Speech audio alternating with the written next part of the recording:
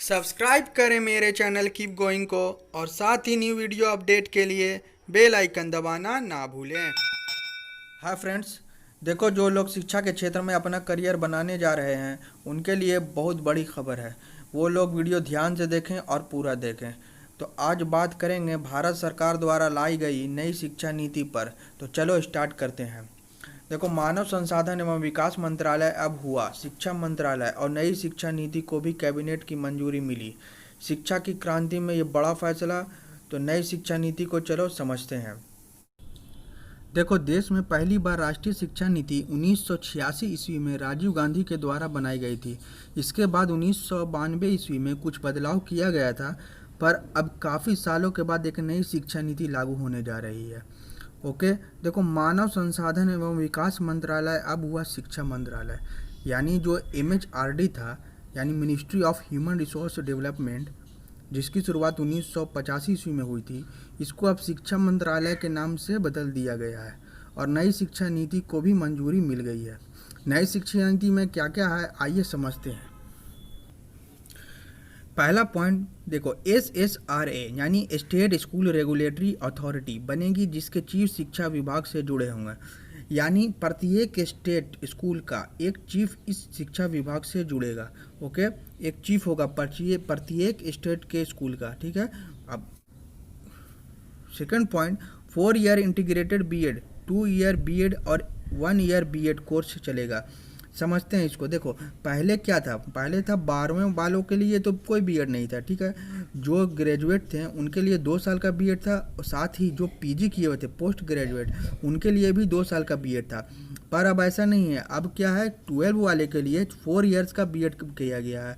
ठीक है। और ग्रेजुएट के लिए 2 ईयर्स का बीएड। पर अब जो पीजी किए हुए हैं, जो पोस्ट ग्रेजुएट हैं, उनको सिर्फ 1 साल का ही बीएड करना होगा। Okay.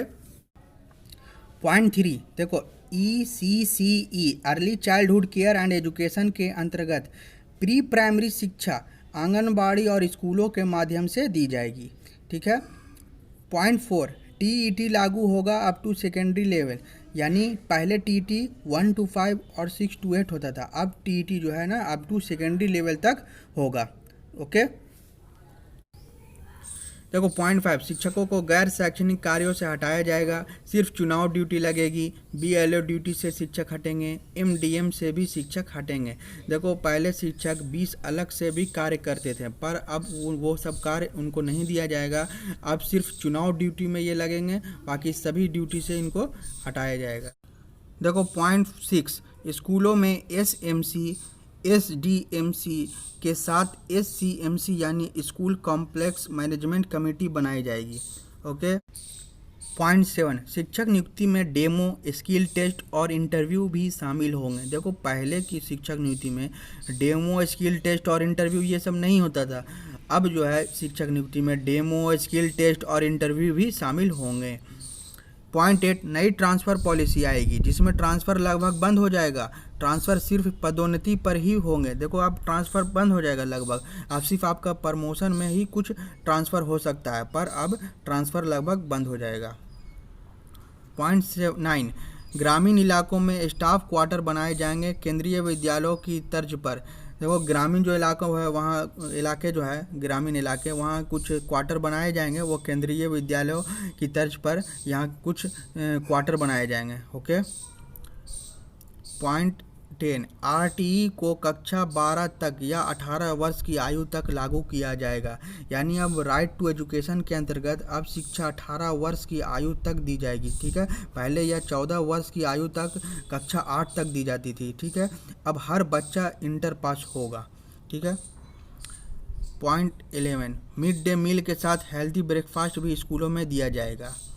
Point 12 3 language based school शिक्षा होंगे। ठीक है। देखो, पहले क्या था, 1 लैंग्वेज बेस्ड स्कूली शिक्षा था, अब 3 लैंग्वेज बेस्ड स्कूली शिक्षा होंगे। ठीक है। फॉरेन लैंग्वेज कोर्स भी स्कूलों में शुरू होंगे।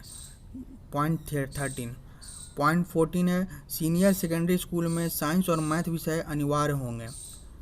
पॉइंट 15 स्थानीय भाषा भी शिक्षा का माध्यम होगा। देखो, स्थानीय भाषा यानी मातृभाषा।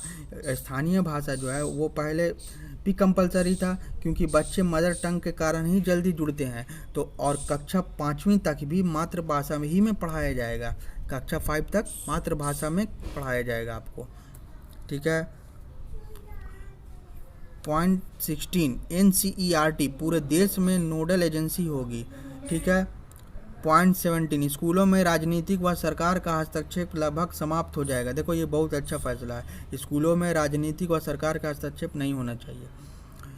पॉइंट 18 क्रेडिट बेस्ड सिस्टम होगा, जिसमें कॉलेज बदलना आसान और सरल होगा, बीच में कोई भी कॉलेज बदला जा सकता है। देखो ये भी बहुत अच्छा फैसला है कि अगर आप ग्रेजुएशन में 1 ईयर में है या 2nd ईयर में है और आपको पढ़ाई से आप उब गए हैं, आपको नहीं पढ़ना है या उस कॉलेज में नहीं पढ़ना है, तो आप उस पर आपको उसका एक सर्टिफिकेट आपको मिलेगा। अगर आप उसका सर्टिफिकेट आप यूज़ करके आप दूसरे कॉलेज में भी आप वहाँ से पढ़ाई अपना शुरू कर सकते हैं, ठीक है। तो ये भी एक बहुत अच्छा फैसला है। पॉइंट 19 बीएड स्नातक के बाद 2 वर्ष बीएड और प्रस्नातक के बाद 1 वर्ष का बीएड कोर्स होगा, ये मैं आपको पहले ही बता चुका हूँ। ओके फ्रेंड्स, वीडियो पसंद आया तो चैनल को लाइक एंड सब्सक्राइब करना ना भूलें। कल फिर मिलते हैं इसी तरह बेस्ट 25 क्वेश्चन लेकर।